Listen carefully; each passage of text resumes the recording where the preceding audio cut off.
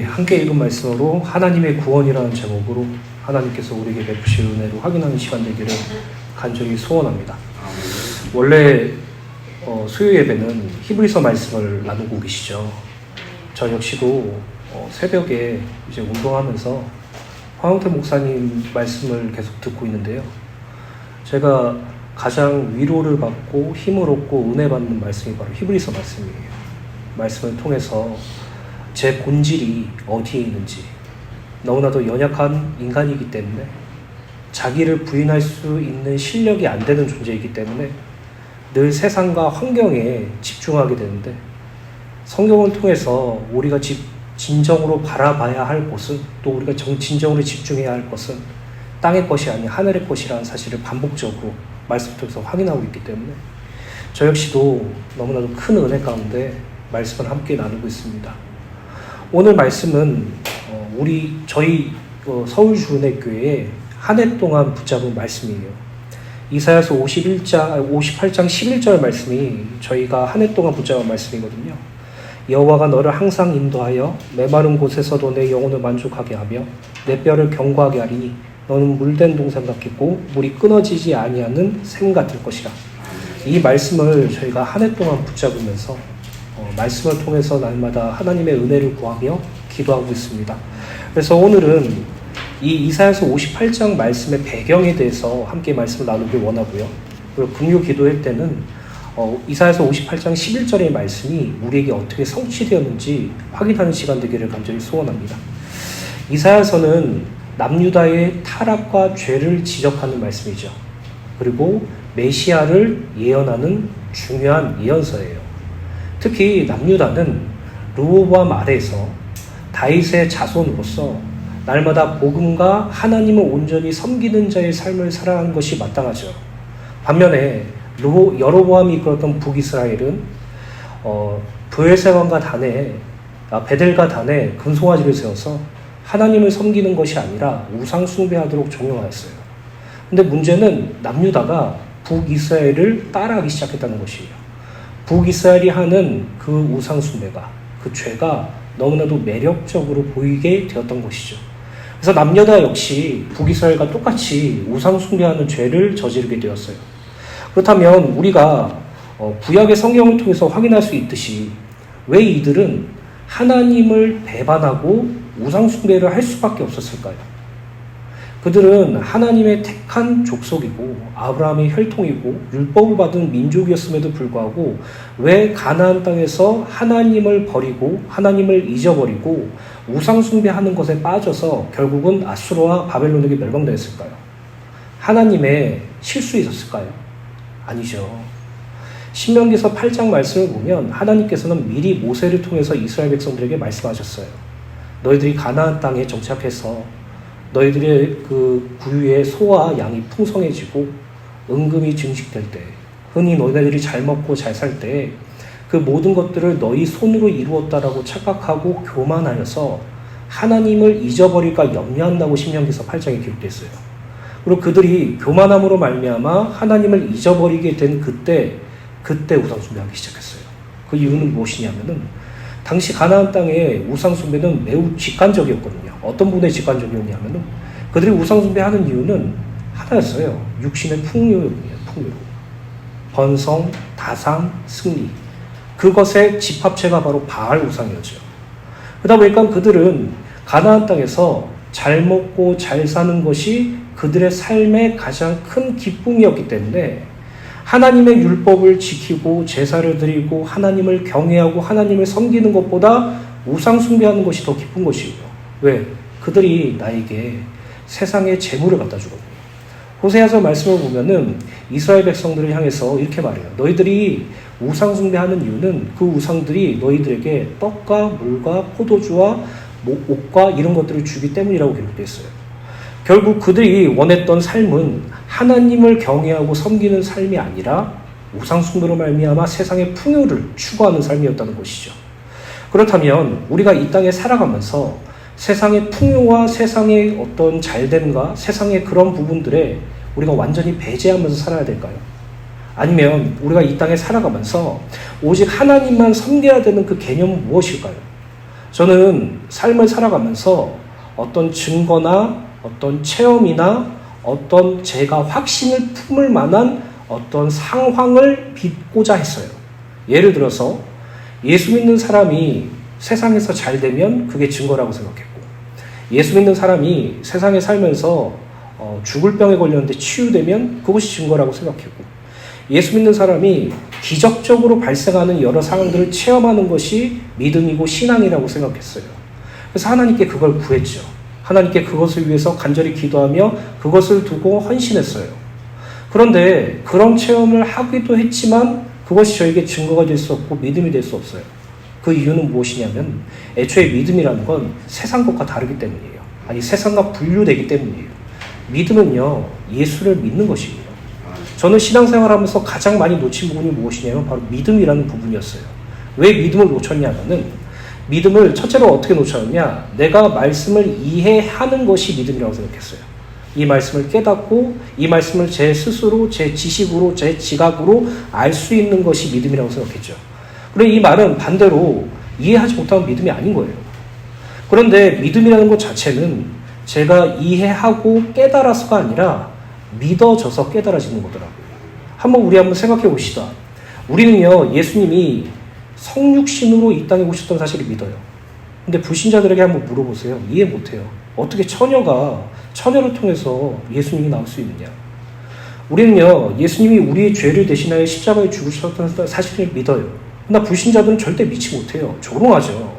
우리는 예수님이 부활하셨다는 사실을 믿어요. 근데 불신자들은 믿지 못해요.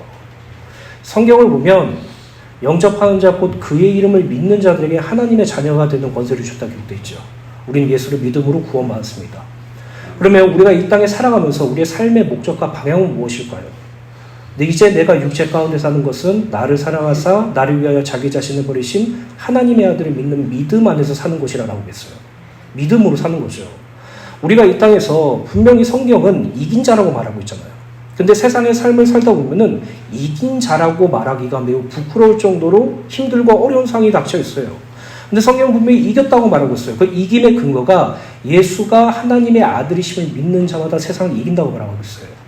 우리가 받은 구원도 믿음이고요. 우리가 살아가는 삶의 이유도 믿음이고요. 우리가 이긴 자의 삶을 사는 것도 믿음이죠.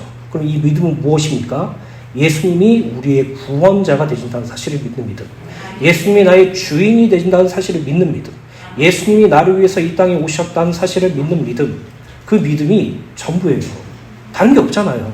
근데 우리는 그 믿음이 아닌 체험으로, 그 믿음이 아닌 증거로, 그 믿음이 아닌 그 어떤 것으로 나를 계속 포장하려고 만들려고 해요. 그것으로 나를 보장하려고 하고 그것을 나를 만들어 가려고 해요. 내가 예전에 전도를 얼마나 많이 했든지, 내가 예전에 헌신을 얼마나 많이 했든지, 내가 예전에 죽을 병을 고쳤는데 하나님이 치유해 주셨든지, 내가 예전에 이런 상황 속에서 하나님이 나를 어떻게 건져주셨는지, 그것을 믿음으로 생각하면서 그것으로 살려고 할 때가 많아요. 여러분, 산이 옮겨져도 그것이 믿음 되지 못해요. 예수님이 나의 구원자 되신다는 그 믿음은요, 하나님께서 주셔서 가능한 거예요. 믿음의 근원 되시고 믿음의 완성자 되신 예수를 바라보자라고 히브리서 말씀에 기록되어 있죠. 공동번역이나 현대인의 성경으로 보면 믿음의 시작이요 믿음의 마침 되신 예수라고 나와 있어요. 에베소 2장에 보면 하나님께서 은혜로 말미암아 믿음으로 너희가 구원을 받았다고 말하는데 그 믿음조차도 하나님께서 선물로 주신 거라고 말하고 있어요. 결국 우리가 예수를 믿는다, 이 짧은 개념 속에 하나님의 모든 것이 들어있다는 말이죠. 그런데 그것을 놓치는 순간 우리는 세상으로 눈을 돌리게 돼요. 내가 조금 더 성공하면 전도할 수 있을 텐데, 내가 조금 더 드라마틱한 어떤 상황이 나에게 기적처럼 일어나면 그것이 나의 평생 신앙으로 보증될 수 있을 텐데, 아니죠. 믿음밖에 없어요. 그래서 이 눈에 아무 증거 아니 배워도 믿음만 해가지고서 걸으며 이 귀에 아무 소리 안 들려도 하나님의 약속 위에 서겠다라는 그 찬양이 우리의 진실한 고백이죠. 오늘 우리는 남유다의 타락을 통해서 우리의 숨겨진 죄성과 불신함을 발견할 것입니다. 남유다 백성이 우상숭배함으로, 또 오늘 말씀은 특별히 금식에 대한 말씀인데요. 이 말씀을 통해서 우리 안에 숨어있는 헛된 공로주의와 고양감을 일으키고자 하는 자기 행위에 대해서 말씀을 나눌 것이에요. 그 말씀 속에서 우리가 한 가지 기억해야 될 것은 갈라디아서 2장 16절의 말씀입니다.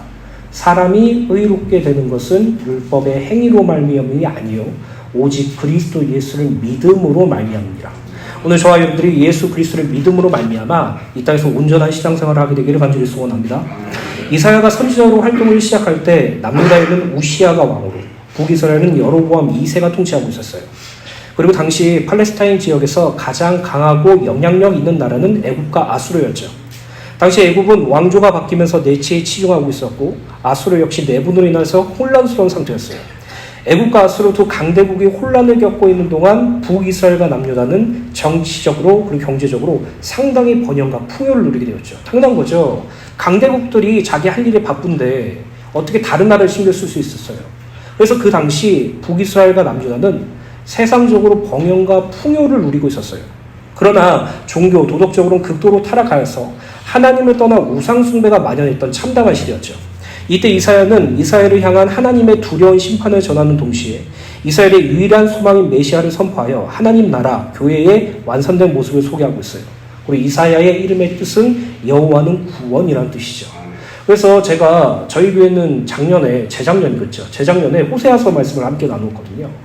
호세아서 말씀을 나누면서 제가 가장 큰 은혜가 무엇이냐면은 하나님께서 남유다와 북이스라엘을 멸망시키겠다고 말씀하시는 무섭고 두려운 하나님이 아니라 그 멸망 이후에 반드시 회복시키겠다는, 반드시 그리스도 예수로 말미암아 구원을 완성하시겠다는 하나님의 은혜의 말씀이구나라는 것을 깨닫게 되었어요. 오늘날 혹시 고난과 어려움 중에 멸망과 같은 삶을 산다고 할지라도 우리가 흔들리지 않는 이유는 첫 번째로 하나님의 말씀이 우리에게 언약이기 때문이고 우리가 그리스도 예수를 믿기 때문이고 그 하나님께서 우리를 굳건하고 온전하고 터가 견고하게 하실 것이라는 걸 믿기 때문이죠. 그래서 우리에게 멸망이라는 결과는 없어요. 회복이라는 결과는 있죠. 오늘 우리에게 그리스도 예수로 자라는 것밖에 없다는 사실을 항상 확인하기를 간절히 소원합니다. 첫 번째로 남유다의 종교적 외식입니다. 이사야서 58장 1절부터 2절 말씀 제가 다시 한번 읽어드릴게요. 크게 외치라, 목소리를 아끼지 말라. 내 목소리를 나팔같이 높여 내 백성에게 그의 허물을, 야곱의 집에 그들의 죄를 알리라. 그들이 날마다 나를 찾아 나의 길 알기를 즐거워함이 마치 공의를 행하여 그의 하나님 규례를 저버리지 아니하는 나라 같아서 의로운 판단을 내게 구하며 하나님과 가까이 하기를 즐거워하는도다. 이사야서 58장은 금식에 초점을 맞추어 남유다 백성들의 외식적인 종교의식에 대한 범죄를 지적하는 말씀이에요. 금식은 우리들이 한 번씩은 경험해 봤었던 것이죠. 음식을 먹지 않고 하나님께 간절히 기도하는 것. 저는 예전에 금식을 할 때 저에게 큰 문제가 닥쳐왔을 때 또는 중요한 일이 성취되어야 할 때 그럴 때 금식하면서 기도했어요. 하나님께 간절히 기도하며 눈물 흘리면서 기도하면서 음식을 먹지 않고 기도했어요. 근데 지금 그때는 너무나도 후회해요. 밥 먹고 해도 되고 안 돼도 되는 건데 사실 아무것도 아닌 것인데 저 같은 경우에는 문제가 해결되길 원해서 금식해서 기도하고 이것만큼 하나님께서 성공시켜 주셔야 돼요 라고 생각하면서 하나님께 기도했어요. 다 쓸데없는 우상 숭배적 기도였죠. 근데 문제는 오늘날 한국 기독교 안에서 이 금식이 그렇게 생각하고 있다는 것이에요. 그리고 금식을 많이 하면 많이 할수록 자기의 의가 드러나는 사람들이 너무나도 많아요. 예전에 제가 어떤 목사님의 명함을 하나 받았는데요. 그 명함에 딱 이렇게 기록됐거든요. 40일 금식 기도를 몇 번 한 누구누구 목사. 그 목사님은 해마다 명함을 바꿔야 돼요. 왜냐하면은 매 해마다 40일 금식 기도를 하니까. 물론 그 금식이 나쁘다고 말할 수 없겠죠. 그런데 그것이 자랑이 되면 오늘날 남유다가 행동했던 불신앙과 똑같다는 것이에요. 우리가 받은 구원, 우리가 구원을 이루어가는 이 삶, 그리고 우리가 완성되는 이 구원의 모든 것들은 사실 우리 힘으로 할 수 있는 것이 없거든요. 우리는 철저히 우리의 안됨을 하나님께 간구하고 우리의 불완전함을 하나님께 읊조리며 하나님의 은혜와 하나님의 주시는 믿음으로 말미암아 그 구원을 바라보며 소망을 품어야 되는데 우리는 옆에서 같이 하려고 해요. 내가 할 수 있어요. 나도 할 수 있어요. 내가 이 구원을 이룰 수 있어요. 그래서 가장 쉽게 생각하는 거, 헌신, 전도, 선교, 헌금, 교회에 할 수 있는 그런 외적인 일들을 통해서 내가 하나님의 구원을 이룰 수 있다는 그 교만함이 우리 안에 내재되어 있어요. 근데요, 전에도 한번 말씀드렸지만 우리가 받은 구원은 한 게 없어요. 할 수 있는 게 없어요. 죄와 사망으로 죽은 존재가 어떻게 구원을 이룰 수 있어서요? 공로도 없어요. 하나님이 사랑하셔서 우리를 택하셔서 구원하셨죠. 우리가 받고 난 이후에 이 땅의 삶, 예수 그리스도를 믿는 이 구원이 이루어지는 성화의 삶 역시 할 게 없어요. 예수님께서 우리 안에서 우리를 살아주신다고 말씀하고 계셨고, 하나님께서 우리 안에서 활동하셔서 우리에게 소원을 주시고 행동할 수 있는 힘까지 주셨다고 말해 주셨기 때문에, 요한복음 15장의 말씀을 보면 너희는 나를 떠나서 아무것도 할 수 없습니다 라고 말하고 있었는데, 우리는 신앙생활을 하면서 이 믿음이라는 거, 예수 그리스도의 구원이라는 거, 거기에 살짝 불충분함을 느끼기 때문에 조금 다른 걸로 채워야 될 것 같아요. 내 행위, 나의 어떤 성취, 내 공로, 나의 자격, 나의 조건, 이런 것들로 예수 그리스도의 구원에 다른 것을 채우려고 해요. 그게 골로새서의 문제, 골로새 교회의 문제였죠. 그러나 구원받은 성도에게 있어서 외식이라는 것은요, 그냥 남들에게 잘 보이는 개념이 아니라 내 스스로 무언가를 할 수 있다고 생각하는 그 가능성이 외식이에요. 내가 하나님의 구원을 이룰 수 있다는, 내가 하나님의 일을 내가 하나님이 아닌 내 힘으로 할 수 있다는 그런 모든 행위들이 사실 불가능해요. 그 이유는요, 하나님께서 하셨고 하나님께서 하고 계시며 하나님이 하실 거라고 성경을 통해서 수없이 말씀하셨기 때문에, 다만 우리는 하나님의 하실 것을 간절히 기대하고 소망하고 기도하며 그것을 나를 통해서 이루어지기를 간절히 소원하면서 사는 것이 신앙생활이기 때문에요. 말씀이 잠깐 돌아갔는데, 남유다 백성들은 겉으로는 하나님을 진실하게 찾는 것처럼 행동하고 의로운 삶을 사는 것처럼 보이지만 그들의 삶 이면에는 죄악이 가득했어요. 그들은 하나님 앞에 겸손한 척하기 위하여 금식을 하였지만 그 실상은 하나님으로부터 어떤 보상을 받아들이기 위한 방편이었어요. 즉 그들은 외식과 더불어 자기 행위로 하나님과 거래를 하는 공로주의에 빠져 있었던 것이에요. 이 1절에 하나님께서는 이사야에게 목소리를 크게 내어 힘껏 외치고 목소리를 나팔 소리처럼 높여서 그들의 신앙을 말하라고 말하고 있죠. 너희들의 신앙은 외면적으로 볼 때 훌륭해 보인다고 할지라도 너희들의 내면 실체는 허물과 죄가 가득한 죄인이라는 사실을 알리라고 말씀하고 계신 것이에요.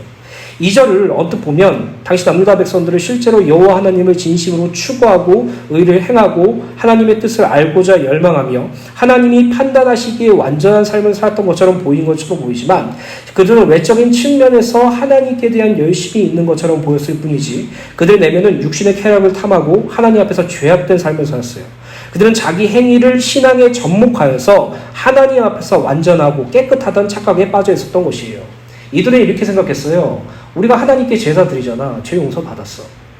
우리가 하나님의 율법을 지키잖아. 지킬 수 있는 건 지키잖아. 죄 용서 받았어. 우리가 금식하잖아. 우리는 의로운 삶을 살고 있어. 그렇게 말하는 것이죠. 내 행위와 내 노력과 내 열심이 내 신앙을 만들 수 있고 내 신앙을 자라게 할 수 있다는 그 생각 속에 살 수 있어요. 그러나 자라게 하시는 분은 하나님밖에 없어요. 고린도전서에 분명히 기록되어 있죠. 우리가 예수 그리스도의 그 포도나무에 접붙임 당했을 때 뿌리가 우리를 보존한다고 말하고 있어요. 결국 우리는 우리의 실력으로 신앙생활하는 것이 아니라 하나님의 은혜와 그리스도 예수의 살아주심으로 하는 것인데, 우리 끊임없이 우리의 힘과 노력이 필요하다라고 생각해요. 성경 그것을 인본주의라고 말하죠. 오늘 저와 여러분들이 공로주의에 대해서 함께 말씀을 나누기를 소원합니다. 계속해서 이사야서 58장 3절입니다. 우리가 금식하되 어찌하여 주께서 보지 아니하시오며 우리가 마음을 괴롭게 하되 어찌하여 주께서 알아주시 아니하시나이까. 보라, 너희가 금식하는 날에 오락을 구하며 온갖 일을 시킨도다. 3절 말씀은 남유다 백성들의 신앙의 실체에 대해서 기록되어 있죠. 그들의 실체는 바로 외식과 공로주의였어요. 그들은 내가 금식 기도하면서 하나님 앞에서 나 자신을 얼마나 낮추는데 어째서 하나님은 나를 보아주시지 않고 알아주시지 않습니까? 라고 원망과 불평을 했던 사실을 알 수 있었어요. 금식의 사전적인 의미, 통상적인 의미입니다. 본래 의미는 아니고 사전적인 의미는 하나님 앞에서 죄에 대한 철저한 회개, 그리고 하나님 앞에 진실한 삶의 변화를 간구하기 위하여 하는 신앙의 행위죠. 그러나 이사야 선지자 당시에 남유다 백성들의 금식은 하나님으로부터 축복을 끌어내기 위해, 즉 하나님의 축복을 인위적으로 조정하기 위한 위선과 외식적인 행위였어요. 그러니 하나님께서는 그들의 금식에 철저히 침묵하시죠. 이에 남유다 백성들은 하나님께 자신들의 금식에 대하여 왜 합당한 보상을 해주시지 않느냐고, 우리가 금식을 해도 하나님은 우리를 보시지 않으시고 알아주시지 않으신다고 하며 불평과 원망을 하는 것이에요. 쉽게 생각하면 제가 경험했던 걸 말씀드릴게요. 저는 누구보다 하나님을 위해서 살길 소원했습니다. 그리고 주님의 일을 하는 것에 기뻐했어요. 근데 문제와 어려움이 닥칠 때 저는 하나님께 먼저 원망해요. 이렇게 원망해요. 하나님, 왜 나한테 이렇게까지 하세요? 내가 나를 위해서 사는 것도 아니고 주님을 위해서 살겠다고 하면서 목회를 하고 말씀을 묵상하고 말씀을 전하는데 중간만이라도 가게 해주시지. 왜 이렇게 인간관계의 갈등에 힘들게 하시고 현실 문제 때문에 괴롭게 하시고 왜 벗어날 수 없는 그런 어려움과 고난을 나한테 주세요? 내가 주님의 일을 하길 원하는데 저는 이 원망 되게 많이 있거든요. 주님의 일을 열심히 하고 주를 위해서 살겠다고 고백하면 할수록 찾아오는 그 고난에 암담해하고 낙심했어요. 결국 제가 하나님께 바란 것은 내가 하나님의 일을 열심히 하면 하나님이 나를 책임져 주시겠지. 내가 주님의 일을 온전히 하면 주님이 내 경제를 책임져 주시겠지. 내가 하나님을 위해서 산다고 고백하며 그렇게 살면 하나님께서 그 평탄을 기준으로 한 재반사항들을 채워주시겠지. 하나님과 거래하고 있었다는 것이죠. 우리는요, 고난당해도 하나님을 위해서 사는 존재예요. 우리는요, 축복받아도 하나님을 위하여 사는 존재예요. 우리는요, 어려움을 당해도 하나님을 위하여 사는 존재고, 우리는요, 기쁜 일을 당해도 하나님을 위하여 사는 존재예요. 살아도 주를 위하여 살고, 죽어도 주를 위하여 사는. 그런데 저는 어떤 마음을 가지고 있었냐면은, 하나님도 영광받고, 저도 영광받기 원했어요. 마치 제자들이, 하나는 우리 우편에, 하나님 예수님 좌편에 앉게 해달라고 했었던 요한과 야고보처럼, 예수님도 영광 받으시는데 나도 같이 영광 받는 거. 이걸 극단적으로 말하면 내가 영광 못 받으면 예수님도 영광 받으시면 안 되라고 생각했죠. 그러한 삶을 살아갔어요. 하나님을 이용했죠. 예수님을 이용했어요. 내 열정과 내 열심을 하나님께서 주시는 세상의 복으로 교환하려고 했어요. 이게 바로 공로주의와 외식주의예요. 남유다 백성들은 금식했어요. 근데 하나님이 침묵하셨어요. 왜 침묵하세요?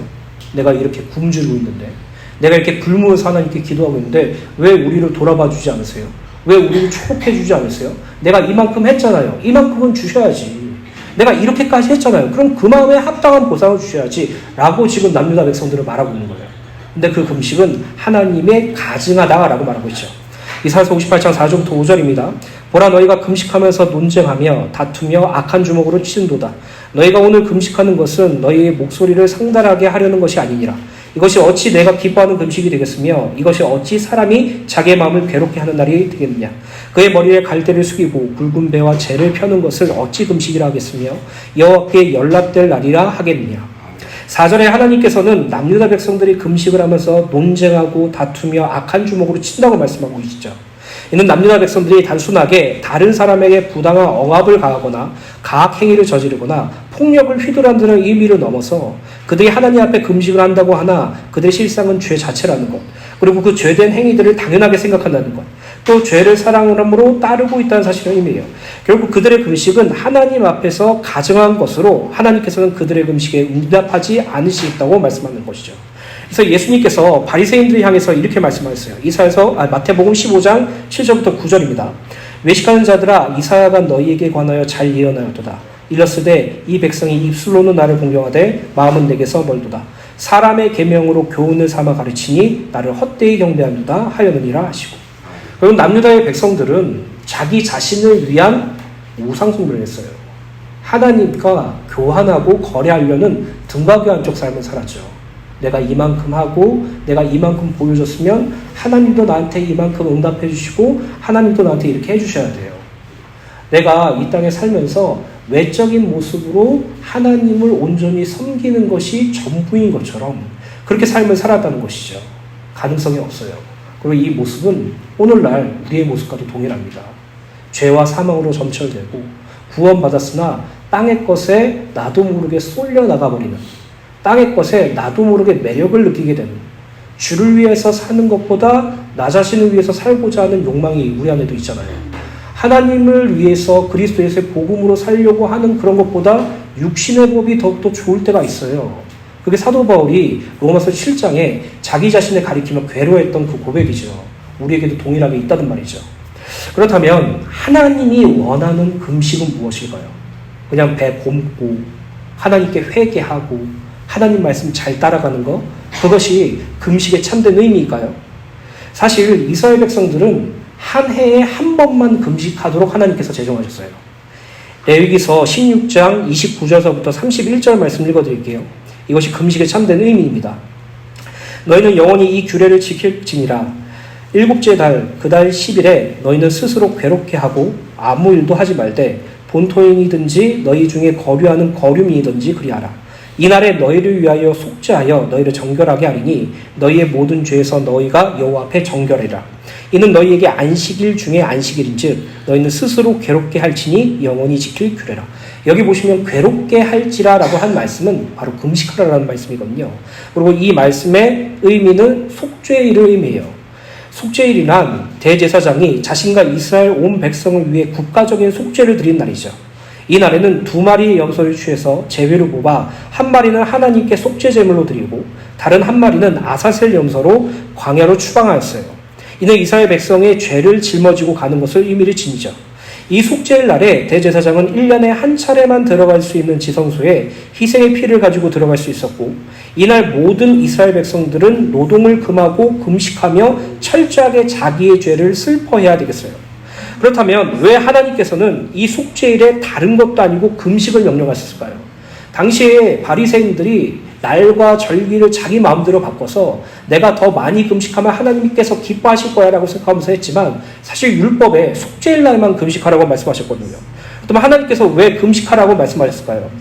금식이란 인간의 육신의 에너지의 공급을 중단하는 것으로 이는 곧 육신의 죽음을 상징해요. 이는 죄사함과 구원에 있어서 자기 자신의 존재는 철저하게 무력하고 불가능하다는 것을 스스로 인정하여서 나는 죽은 자다라고 선언하는 것이에요. 정리하자면 이스라엘 백성들은 속죄일 날을 통해서 자신들이 절대로 해결할 수 없고 또 벗어날 수도 없는 그 죄, 하나님과의 단절을 목도하고 금식함으로 죄사함의 구원에 있어서 자신은 그 어떤 것도 기여할 수 없는 죽은 자라는 사실을 인정하는 것이에요. 속죄일과 금식은요, 내가 죄로 말미암아 죽었습니다라고 고백하는 것이에요. 그냥 하나님 내가 밥 굶고 있잖아요. 이 문제 좀 해결해 주세요라고 하는 것이 금식이 아니라 하나님 나는 하나님과 단절된 그 죄로 말미암아 죽음입니다. 죽음 그 자체입니다.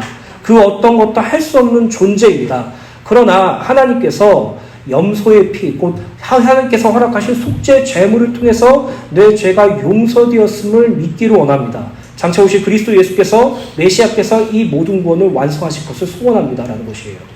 금식의 참된 의미는 죄인된 자신과 사망의 자리에 있는 자신을 발견하고 그것을 대속해 주신 하나님의 은혜를 구하는 것이 바로 금식의 참된 의미라는 것이죠. 근데 오늘날 금식이라는 이 단어가 우리에겐 너무나도 다르게 다가오죠. 문제가 해결하기 위해서, 잘 되기 위해서, 성공하기 위해서 그때 금식을 한다는 것이죠. 근데 그 금식은 아까 남유다 백성들이 했던 것처럼 공로주의에 빠지고 외식에 빠진 것이라고 말하고 있어요. 예수께서 금식에 대해서 말씀하신 내용이 있어요. 마태복음 9장 14절부터 15절입니다. 제가 천천히 읽어드릴게요. 그때 요한의 제자들이 예수께 나와 이르되 우리와 바리새인들은 금식하는데 어찌하여 당신의 제자들은 금식하지 아니하나이까? 예수께서 그들에게 이르시되 혼인집 손님들이 신랑과 함께 있을 동안에 슬퍼할 수 있느냐? 그러나 신랑을 빼앗길 날이 이르리니 그때는 금식할 것이니라 라고 그랬어요. 여기 마태복음 9장 14절부터 15절의 말씀은 예수님과 제자들이 마태의 집에 들어가셔서 식사를 하고 계신 중에 세례 요한의 제자들이 예수님과 제자들을 비방하는 장면이 기록되어 있어요. 세례 요한의 제자들은 자기들과 바리새인들은 금식하는데 왜 예수님과 당신의 제자들은 금식하지 않냐고 비방하죠. 바리새인들이야 예수님을 적대하니까 그렇다고 해도 세례 요한은 예수님을 따르는 자 아닙니까? 근데 왜 세례 요한의 제자들이 이렇게 예수님을 비방했을까요? 그 이유는 하나님께서 이 말씀을 통해 세례 요한과 그의 제자들, 곧 예수를 따르는 자들이라고 할지라도 율법의 한계 속에 있는 존재요, 죄인의 속성을 가지고 있는 존재임을 폭로하기 위해서요. 세례 요한의 제자들을 비방해 예수님께서는 혼인집 손님들이 신랑과 함께 있을 동안에 슬퍼할 수 있느냐, 금식할 수 있느냐라고 반문하세요. 예수께서는 자신을 혼인잔치의 신랑이라고 표현하시면서 당신과 함께 있는 이들이 어떻게 금식을 하겠느냐고 말씀하신 것이에요. 즉 구약의 금식이란 혼인잔치에서 신랑 예수 그리스도와의 그 잔치 누림까지 가는 과정에 필요한 것뿐이지 신랑 대신 그리스도 예수와 함께 있을 때는 아무런 필요가 없다라는 것을 의미해요. 왜 그렇습니까? 예수 그리스도의 십자가 대속으로 하나님께서 죄 용서와 구원이 성취되었기 때문이죠. 아까 말씀드린 것처럼 속죄일과 금식에 대한 의미를 다시 한번 생각해 보면 죄로 말미암아 죽은 자임을 하나님께 고백하고 그것을 선언하는 날이죠. 근데 그 죄를 누가 해결하셨어요? 그리스도 예수께서 어떻게 십자가에 달려 죽으심으로 우리 죄를 대신 지시고 죽으심으로 말미암아 그 죄가 해결되었어요. 죽음이었던 우리를 어떻게 생명으로 이끄셨어요. 그분이 부활하시로 말미암아 혈과 육에 속해 있던 우리들, 사망의 세력에 속해 있던 우리를 그리스도께서 완전히 멸망시키시고 우리를 새로운 생명으로 이끌어 주셨어요. 그래서 우리는 금식이 성취된 자예요. 금식을 하는 자가 아니에요. 금식이 성취된 자예요. 왜 금식이 성취되었어요? 예수께서 우리와 함께 하시니까. 율법의 요구를 이루셨잖아요. 그 금식이라는 요구 역시 예수께서 이루셨기 때문이에요. 예수 그리스도를 믿어 구원받은 자는 이제 더 이상 속죄일 날 죄로 말미암아 괴로워할 필요도 없고 금식함으로 죽은 자라고 선언할 필요가 없어요. 왜요? 예수님께서 대신 우리의 죄값을 치우셨으니까. 값없이 얻은 구원이라고 말하죠. 근데 하나님의 입장에서 말씀드릴게요. 하나님께서는 값을 치우신 구원이에요. 우리는요, 값없이 받았다고 감사하죠. 근데 하나님께서는 값을 치르셨어요. 누구로? 예수로요. 테텔레스타이라고 말씀하셨죠. 다 이루었다고 십자가에서. 다 이루었다는 말은 빚을 변제하다 값을 치렀다라는 의미가 가장 큽니다. 어떤 빚을 치르고 어떤 값을 치르셨습니까? 죄와 사망의 빚과 값을 치르셨죠. 그래서 우리는요, 금식하는 자가 아니라 예수님께서 성취하신 그 금식의 날로 말미암아 기뻐하는 것이죠. 죄가 해결된 것, 사망이 해결된 것에 기뻐하는 것이죠. 그래서 로마서 8장 3절부터 4절 말씀을 공동번역 성경으로 제가 읽어드리도록 하겠습니다. 인간의 본성이 약하기 때문에 율법이 이룩할 수 없었던 것을 하느님께서 이룩하셨습니다. 하느님께서는 당신의 아들을 죄 많은 인간의 모습으로 보내어 그 육체를 죽이심으로써 이 세상의 죄를 없이 하셨습니다. 이렇게 해서 육체를 따라 살지 않고 성령을 따라 사는 우리 속에서 율법의 요구가 모두 이루어졌습니다. 마태복음 5장 17절에 보면 예수께서는 나는 율법을 폐하러 온 것이 아니고 완전하게 하려 함이라 라고 선언하셨어요. 그리고 로마서 8장 3절 4절 말씀처럼 하나님께서는 예수 그리스도를 죄된 육신의 모습으로 보내셔서 성육신이죠. 죄를 없애시고 그 육신에다가 죄의 선고를 내리시고 십자가에 죽으셨어요. 대속제물과 구원을 의미하죠. 그리하여 이 예수 그리스도를 믿어 구원받은 성도들은 죄와 사망에 매인 육신을 따라 사는 존재가 아닌 성령을 따라 사는 존재로 바뀌어졌기 때문에 율법을 완성하신 예수께서 우리와 연합되었기 때문에 우리들도 율법의 요구가 모두 이루어진 것이에요. 율법은 분명히 죄를 지적해요. 인간의 모든 죄를 율법이 지적하죠. 율법은 지키라고 주신 것이 아니라 죄를 보라고 주신 것이에요. 근데 그 죄는요, 오직 피 흘림이 있어야지만이 사함이 있었어요. 그래서 구약시대 때 수많은 제사들을 통해서, 수많은 희생 제물을 통해서 그 죄를 사하길 되길 바랬지만 그것은 영원한 속죄가 될 수 없었죠. 그러나 그리스도 예수께서 율법 기준 하에 자신을 죄의 모든 것을 지시고 십자가에 대신 죽으시고 피 흘리심으로 말미암아 그 율법의 요구를 예수께서 이루셨어요. 그리고 그 요구를 이루심을 믿는 성도들에게 동일하게 구원의 은혜를 주시고 그 율법의 요구의 이루심의 전가를 구원받은 성도들에게 동일하게 주셨어요. 그래서 예수님이 율법의 요구를 이루셨다는 것은 예수 그리스도께서 우리 안에 함께 하심으로 우리 안에 율법의 요구를 이루셨다는 것이에요.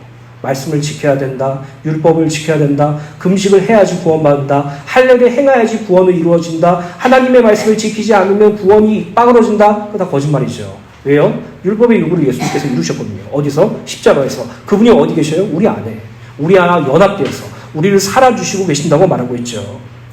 그래서 금식을 포함한 모든 율법은 신랑이신 예수님을 만나는데 필요한 모각선생일 뿐 율법과 금식 그 자체에 어떤 효능이나 효과가 있었던 게 아니죠.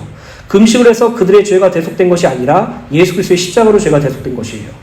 다만 구약시대 때는 하나님께서 속죄일과 금식을 통하여 죄가 무엇인지 죽음이란 무엇인지 가르쳐주기 위해서 속죄일과 지키고 금식하라는 것이었지 그것을 근거로 죄를 대속해 주신 것이 아니죠. 오히려 금식을 포함한 모든 율법은 인간의 행위로 인하여 죄사함과 구원에 일어난 것이 아니라 오직 신랑이신 예수 그리스도께서 율법을 완성하심으로 말미암아 그리고 그것을 우리에게 전가시켜 줌으로 말미암아 율법의 요구가 다 이루어졌다고 선포된 은혜의 복음이 율법을 우리에게 허락하신 것입니다. 그래서 갈라디아서 2장 16절 말씀 읽어드리겠습니다. 사람이 의롭게 되는 것은 율법의 행위로 말미암이 아니요 오직 예수 그리스도를 믿는 믿음으로 말미암은 줄 알므로 우리도 그리스도 예수를 믿나니 이는 우리가 율법의 행위로서가 아니고 그리스도를 믿음으로써 의롭다함을 얻으려 함이라. 율법의 행위로서는 의롭다함을 얻을 육체가 없느니라. 저는 예전에 문제나 어려움이 닥쳐올 때 하나님께 원망하고 회개시켜달라고 기도한 적이 많았어요. 근데요, 제가 예수님의 그 십자가 대속과 믿음을 깨닫고 같은 상황이 저에게 반복될 때 저는 이렇게 기도해요. 예수님을 믿을 수 있게 도와주세요. 예수님이 나의 구원자 되심을 믿기를 원합니다. 나의 믿음 없음을 도와주세요. 되게 이상한 기도 같죠. 예수님이 나의 그리스도 되심을 믿기를 원합니다. 나의 믿음 없음을 도와주세요. 내가 이 땅에 살아가면서 예수님이 나의 주인 되시고 구원자 되심을 믿기를 원합니다. 나의 믿음 없음을 도와주세요라고 기도하는 게 되게 하찮은 기도처럼 보일 수도 있어요. 근데요, 믿음은요, 주님이 주셔야 돼요. 우리가 생길 수도 있는 그런 범주가 아니에요. 내가 성경을 열심히 연구해서 믿음이 생겼다? 아니죠. 내가 어떤 획기적인 체험을 하고 기적을 받아서 믿음이 생겼다? 아니에요. 여러분, 만약에 여러분들에게 정말 기적 같은 일이 벌어진다고 할지라도 다음에 또 같은 문제로 넘어지게 될 때 그것이 여러분들을 보증해 주지 못해요. 제가 그거의 증거인이에요. 한번 체험해 보세요. 근데요, 믿음은 달라요. 믿음은요, 하나님께서 주셔야지만이 가능해요. 그래서 저희 교회 청년들이 동일하게 체험하는 것이 있어요. 그게 무엇이냐면 정말 힘들고 고난과 어려움을 경험하는 청년들이 많이 있었거든요. 근데 그 청년들이 너무나도 힘들어서 잠도 못 자고 울면서 기도할 때 하나님께서 주시는 말씀이 무엇이냐면은 내가 너를 구원했어예요. 내가 너를 사랑하여서 예수를 보냈어예요. 어떤 문제가 해결되는 지표가 열리는 것도 아니고 어떤 긍정적인 상황이 생기는 것이 아니라 단 한마디만 하세요. 내가 너를 사랑하여서 구원했어. 어떤 사람은 이삭의 순양을 통해서 그것을 체험하고 어떤 성도는 하나님의 말씀을 통해서 예수님이 나의 구원자 되심을 체험하게 되고 이것이 믿음이죠. 다른 게 없어요, 여러분. 이 땅에서 우리가 잘 먹고 잘 살려고 예수를 믿습니까? 그리고 우상 숭배하는 게 더 빠르겠죠. 우리는 잘 먹고 잘 살기 위해서 예수를 믿는 것이 아니라 예수를 위해서 살기 원하고 예수님을 위해서 죽기를 원해서 이 땅에서 믿는 것이에요. 또 우리가 이 땅에서 하늘의 것을 날마다 바라보면서 주님이 다시 오실 날을 기다리며 우리의 구원을 완성하고 주님을 온전히 아는 그 자리로 가길 소원하는 것을 바라보며 이 땅에서 삶을 사는 것이죠. 가치 없는 것에 가치를 두는 것조차 우리에겐 너무나도 큰 마음을 쓰는 거라고 생각이 됩니다. 시간이 많이 갔기 때문에 좀 빠르게 가도록 하겠습니다. 이사야서 58장 6절부터 11절의 말씀은요. 하나님께서 기뻐하는 금식을 행할 때 그들에게 주시는 축복에 대해서 말씀하고 있어요. 근데 아까 우리가 말씀을 통해서 나누어서 알 수 있듯이 금식이라는 것은 어떤 내가 음식을 끊고 하나님에게 자기 문제를 해결해 달라거나 중요한 일을 앞두고 성공하게 해달라는 그런 등가교화적인 행위가 아니라고 말씀드렸죠. 금식은 죄로 말미암아 죽은 나를 발견하고 하나님의 구원이 없으면 불가능한 존재임을 깨닫는 것을 금식이라고 말하고 있어요. 그리고 하나님께서 기뻐하시는 금식이란 그것을 깨닫고 그것이 성취되는 것이 무엇이냐라는 것을 말하고 있어요. 결국 여기서 말하는 금식, 하나님께서 기뻐하시는 금식을 다른 단어로 말하면 하나님이 기뻐하시는 구원이에요. 구원. 금식이 아니라 구원이죠. 그래서 우리는 죄로 말미암아 사망이 점철된 존재라서 하나님의 은혜와 긍휼과 사랑과 구원이 없으면 불가능한 존재다라는 전제와 그리스도 예수께서 우리를 위해서 이 세상에 오셨고 우리의 죄를 대신 지고 십자가에 죽으셨으며 부활하사 우리가 하나님의 자녀가 되었고 우리가 하나님 앞에서 의롭게 되었다는 그 전제로 이 말씀을 확인하길 소원합니다. 이사야서 58장 6절부터 7절입니다. 내가 기뻐하는 금식은 흉악의 결박을 풀어주며 멍에의 줄을 끌어주며 압제당하는 자를 자유하게 하며 모든 멍에를 꺾는 것이 아니겠느냐. 또 줄인 자에게 내 양식을 나누어주며 유리하는 빈민을 집에서 드리며 헐벗은 자를 보면 힘입어 또 내 골육을 피하여 스스로 숨지 아니하는 것이 아니겠느냐. 6절부터 7절 말씀은 하나님께서 기뻐하는 금식이 무엇인지 대하여 기록되어 있는데 6절의 말씀을 보면 하나님께서 기뻐하는 금식이란 흉악의 결박을 풀어주고 멍에의 줄을 끌어주며 압제당하는 자를 자유하게 하며 모든 멍에를 꺾는 것이라고 기록되어 있죠. 언뜻 보면 외세의 공격을 받는 자들에게 도움을 주는 것처럼 보일 수 있지만 이 말씀은 하나님의 구원이 무엇인지 나타나는 말씀이에요. 더 정확하게 말씀드리면 이스라엘 백성들이 애굽에서 어떻게 탈출할 수 있게 되는지에 대한 말씀이죠. 6절에 흉악의 결박을 풀어주고 멍에의 줄을 끌어주며 압제당하는 자를 자유하게 하며 이 모든 멍에를 꺾는 것에 대한 의미는 하나님께서 과거 이스라엘이 애굽 압제의 종로를 타였을 때 그들을 어린 양의 피로 구원하셨다는 것을 의미하며 이는 궁극적으로 메시아의 대속 죽음을 통해 죄를 사하여 주시고 영적인 자유를 주시는 은혜의 소망을 푸는 것을 의미해요. 7절에 하나님께서 기뻐하시는 금식이란 줄인 자에게 양식을 나누어 주고 유리하는 빈민들에게 집을 들여 도와주고 헐벗은 자를 보면 입히고 도움이 필요한 친척이 있으면 외면하지 않고 도와주는 것이라고 기록되어 있죠. 언뜻 보면 하나님이 원하시는 금식은 구제라는 외적 행위로 보일 수 있어요. 그러나 이 내용은 과거 이스라엘이 40년 동안 광야 생활을 할 때 하나님의 인도하심과 보호하심을 나타내요. 줄인 자에게 양식을 나누어 준다는 것은 하나님께서 광야길을 걷는 이스라엘 백성들에게 만나 하나님의 말씀을 먹이신 것을 의미하죠. 유리하는 빈민을 집에 들였다는 것은 하나님께서 이스라엘 백성들을 구름기둥과 불기둥으로 인도하시고 보호하심으로 그들을 안전하게 지키셨다는 것을 의미하죠. 헐벗은 자를 보며 이 빛나는 것은 이스라엘 백성들이 광야 생활 40년 동안 그들의 의복 곧 하나님의 백성이라는 신분이 헤어지지 않게 하셨다는 것을 의미해요.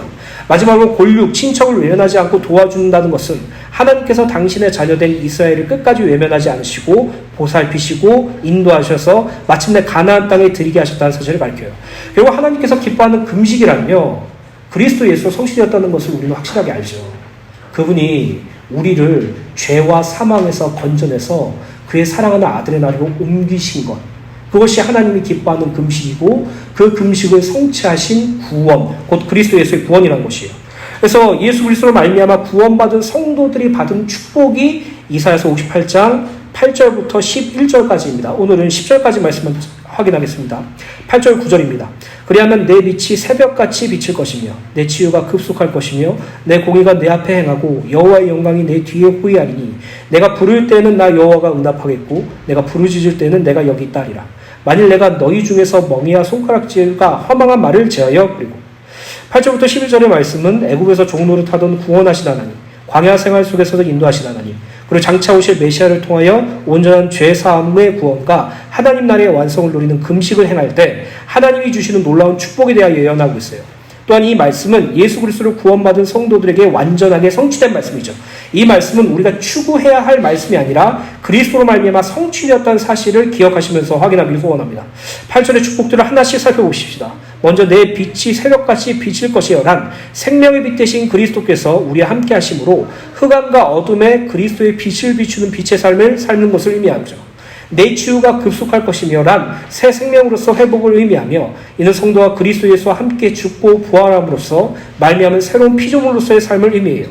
공의가 내 앞에 행하고란 예수 그리스도께서 세상의 죄를 지고 가신 하나님의 어린 양으로서 십자가에 달려 죽으심으로써 하나님의 공의, 죄를 죄로 선언하시는 것, 그 죄의 대가를 반드시 받아야 되는 것, 그 공의를 만족하게 하셨고 이를 믿는 모든 성도들에게 죄사함과 더불어 의롭게 칭함을 받는 것을 의미해요. 여호와의 영광이 내 뒤에 호리하리니 라는 말씀은 구약시대 때 가시적인 성전에 거하신 하나님께서 이제는 성도들을 성령 하나님이 임재하시는 성전으로 삼으셔서 함께 하심으로 하나님의 영광이 성도에게 임했다는 사실을 가르쳐요.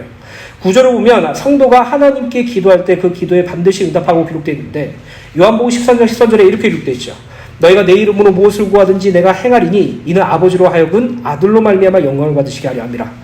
예수께서는 내 이름, 예수 그리스도 이름으로 무엇이든지 아버지께 구하면 예수 그리스도께서 다 이루어 주신다고 말씀하시는 것이 아니라, 이 말은 예수님의 이름으로 기도하면 예수께서 무엇이든지 이루어 주신다는 의미가 아니라 기도의 목적이 아버지 하나님께서 아들 예수 그리스도로 말미암아 영광을 받게 하기 위해서라는 것이에요. 즉 우리의 기도의 초점이 하나님의 영광에 맞추어져야 함을 의미하고 있죠. 즉 하나님의 영광을 위하여 예수 그리스도의 이름으로 기도할 때 반드시 응답하세요.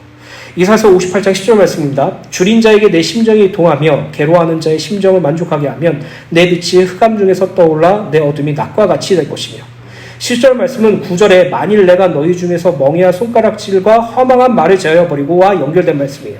즉 성도가 줄인 자에게 멍에와 손가락질과 허망한 말을 제어버리고 정성을 다하여 괴로워하는 자의 마음을 만족하게 하면 너희 빛이 어둠 가운데서 나타나 캄캄한 밤이 낮과 같이 될 것이라는 말씀이에요.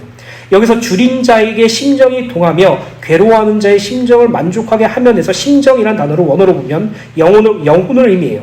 이는 영적으로 굶주린 자들의 영혼을 불쌍히 여기며 그들의 영혼을 그리스도의 복음으로 만족하게 하여 어둠 속에서 생명의 빛 대신 그리스도로 말미암아 대답과 같이 밝아질 것을 의미해요.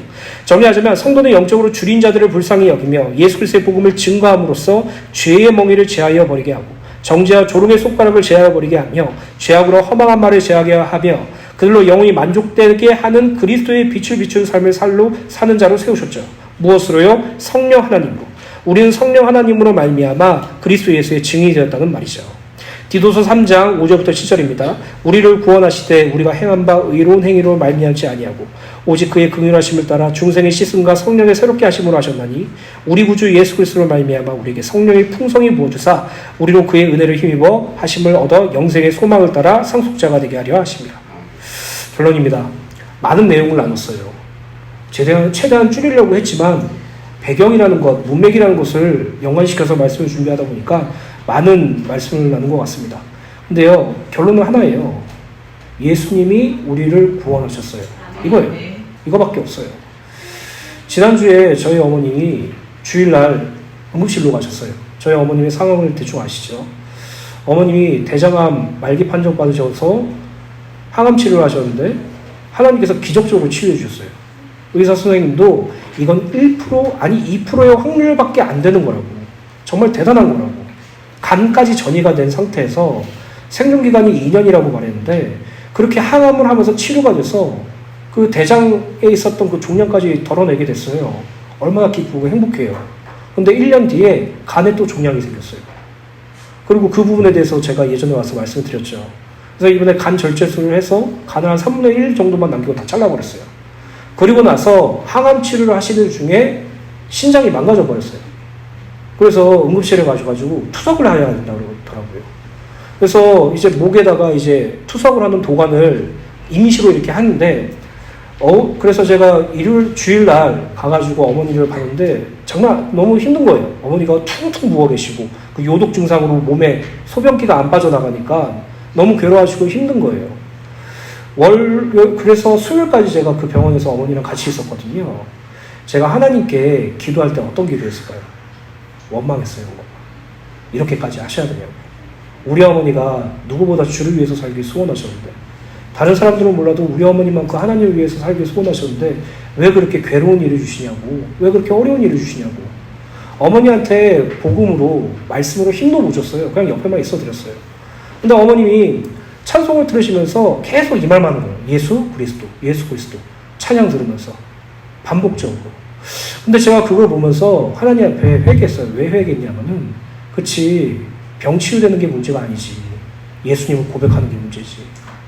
내가 잘 되는 게 축복이 아니지. 내 인생에 호흡이 끊어지는 그날까지 예수님을 믿기를 원하고 예수님을 증거하길 원하고 예수님을 살길 원하는 삶을 사는 것이 전부지. 우리는 때론 환경과 현실 때문에 이 귀한 복음을 놓칠 때가 너무나도 많은 것 같아요. 사랑하는 우리 꿈꾸는 교회 성도 여러분, 문제가 해결되는 게 복음이 아니에요. 예수님이 나의 구원자 되시는 것이 복음이죠. 성공하는 것이 복음이 아니에요. 예수님이 나의 그리스도 되심을 믿는 것이 복음이죠. 오늘 여러분들이 이 땅에 살면서 예수님이 진정으로 나의 구원자 되심을 믿으신다면, 그것이 여러분들의 고백 속에 날마다 나타나신다면 정말로 축복받으셨어요. 정말로 큰 은혜예요. 우리는요, 성공하는 것보다, 잘 되는 것보다, 문제가 해결되는 것보다 예수님을 믿는 믿음이 우리의 모든 것이에요. 그 믿음을 날마다 강구하시길 간절히 소원하며, 금식을 성취하신 그리스도 예수, 우리를 구원하신 그리스도 예수로 말미암아 날마다 큰 기쁨을 누리게 되시기를 예수님의 이름으로 축원합니다.